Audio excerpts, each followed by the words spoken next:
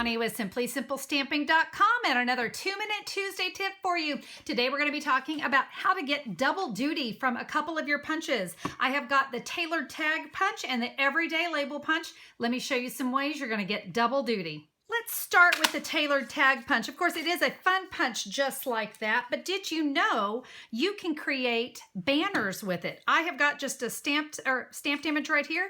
I can put this into my punch. I can see right where the edge of that is. Bring it up, line it up in the punch, and look at that. I now have a banner from my Tailor Tag Punch.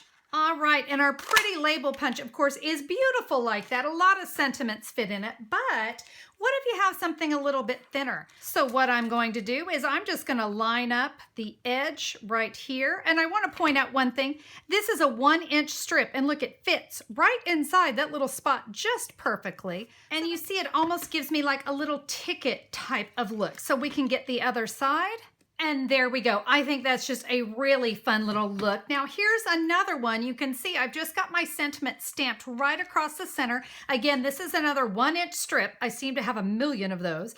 And I can just line that up. You can see the little points. It just fit perfectly with this 1-inch strip of cardstock. And let's give this a punch. And look at that. What a completely different look. How about one more? Well, obviously this sentiment is way too long to fit in this punch, but there is a trick.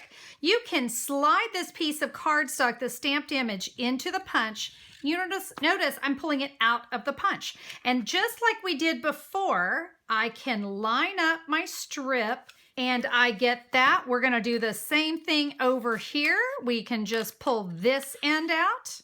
And now we can do the same thing here on the other side. And there we go. We've now got a nice long banner. All right, guys, there we go. Some very unique ways to use your punches in a totally different way. I hope you found today's 2-Minute Tuesday tip helpful.